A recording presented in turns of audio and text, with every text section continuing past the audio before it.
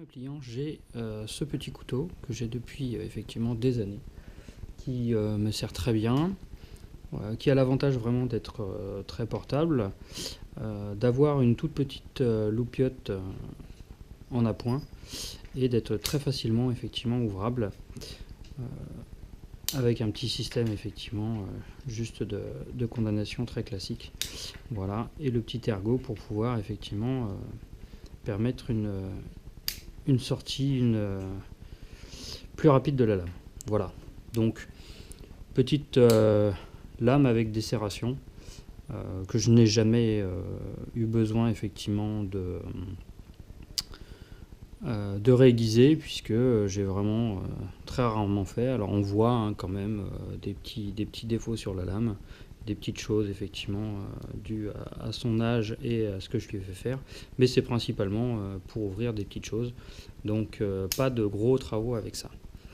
Celui-ci est un couteau que j'ai acheté durant mon adolescence, parce qu'à l'époque j'avais pas trop d'argent et que je voulais me payer un couteau, donc j'avais acheté ça dans un camion. Donc c'est vraiment un couteau fabriqué au Pakistan de piètre qualité. J'avais fait réaiguiser effectivement le tranchant parce que j'avais quelque chose qui était absolument monstrueux et qui ne coupait pas. Et c'est quelque chose qui a le don de m'énerver sur un couteau. Il n'y a rien de pire qu'un couteau qui ne coupe pas. Surtout quand on s'attend effectivement, le principe d'un couteau c'est quand même sa fonction première de couper, et celui-ci ne coupait pas. Voilà, donc je l'avais fait réaiguiser, le tranchant a bien tenu, il a déjà quelques années, je lui ai pas fait faire grand chose, donc le tranchant tient encore, mais on voit ça rip encore un peu, ça n'accroche pas forcément l'ongle, donc c'est pas non plus une bête de course, mais bon, je le garde plus par nostalgie qu'autre chose, parce que c'est pas non plus un couteau de très belle qualité. Celui-ci, donc un Opinel que tout le monde connaît, hein, le numéro 8. Alors je me suis fait plaisir, petit cadeau que j'ai demandé à mon épouse. Donc un numéro 8 en version luxe avec une lame absolument magnifique. Voilà, très très jolie, très belle finition, enfin c'est de l'Opinel. Donc voilà, avec de toute façon effectivement le système twist lock toujours fameux chez Opinel et qui remplit tout à fait son office. C'est un couteau que je garde principalement à la maison, c'est une version luxe que j'aime beaucoup, que j'ai pas envie d'abîmer, donc je le conserve à la maison. Il me sert dès qu'on fait un peu des grillades ou autre, je m'en sers pour ça principalement dans cette optique là. Alors un laguiole, ou j'aurais tendance à dire plutôt un laguiole fait par un artisan coutelier. Voilà, spécifiquement pour... c'était un cadeau d'entreprise qu'on avait décidé de faire. Donc on avait choisi aussi bien la couleur effectivement des plaquettes avec le bicolore, donc bleu et jaune, même si ça ne se voit pas forcément très très bien, c'est bleu et jaune. Voilà, et donc après un acier classique, hein, le 12C27, avec, au lieu d'avoir l'abeille classique de la gueule, effectivement la possibilité d'avoir quelque chose et l'impression d'un logo. Voilà, donc c'est ce qu'on avait fait en cadeau d'entreprise, c'était très sympathique. Voilà, c'est un couteau que j'ai tous les jours sur moi. Pour pouvoir, voilà, quand j'ai besoin de couper une tranche de saucisson ou de pâté, c'est celui-là que je vais sortir, qui a l'avantage effectivement d'être un couteau de qualité avec de beaux dessins, de belles finitions, donc fait par un artisan créateur sur une base effectivement de la gueule.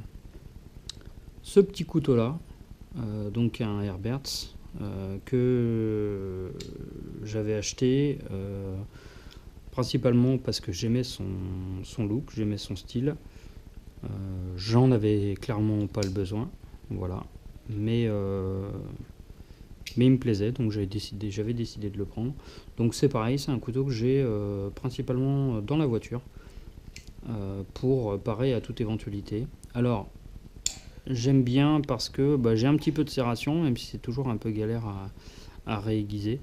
Et puis le tranchant classique, c'est pareil, hein, c'est pas franchement une lame pour travailler ou pour faire des choses, mais quand il y a besoin d'ouvrir un carton ou autre, c'est toujours très pratique de l'avoir. Et un couteau dans la voiture, ça dépanne toujours. Voilà. Alors celui-ci, il est très spécifique, enfin très spécifique, il est très connu, hein, c'est un Victorinox. Alors je serais incapable de vous donner le modèle, mais je sais qu'il y a des spécialistes qui sont capables de le connaître. Tiens, d'ailleurs il faut que je le nettoie un petit peu. Alors justement il est sale parce que celui-ci c'est celui que j'ai pratiquement tous les jours, si ce n'est tous les jours, sur moi. Voilà, donc c'est vraiment celui qui me sert le plus. Et qui est vraiment mon EDC et qui remplit le maximum de fonctions que je peux lui demander. Alors j'ai quelques petites choses dont je ne me sers pas forcément tous les jours, mais je sais, notamment la scie. Voilà, mais au moins je sais que j'en ai une. Et effectivement, j'ai juste à le sortir et je peux l'utiliser directement. Voilà. Donc c'est vraiment, il m'a déjà sauvé la vie, enfin sauvé la vie, c'est une expression bien évidemment, heureusement pour moi. Il m'a déjà bien dépanné et plusieurs fois effectivement sorti de petites problématiques. Donc c'est vraiment un très bon couteau. Bon, la réputation de Victorinox n'est plus à faire, mais bon, c'est toujours bon de rappeler que c'est vraiment pour moi les leaders là-dedans, même si maintenant ils commencent à être un petit peu chatouillés par certains concurrents, mais ça reste pour moi vraiment les leaders sur ce type de couteau et avec une qualité vraiment irréprochable. Donc voilà, pas de débat là-dessus.